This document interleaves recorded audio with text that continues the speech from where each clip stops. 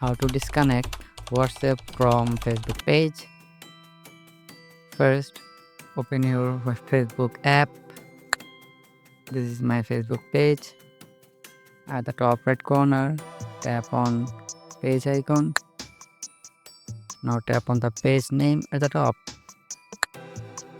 Then tap on About.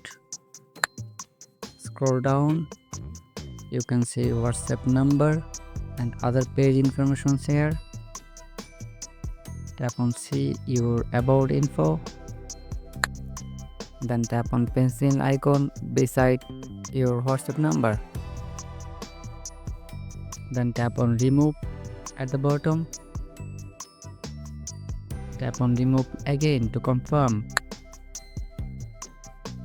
You can set another number or go back and see your WhatsApp number is not showing on your Facebook page. And that's it.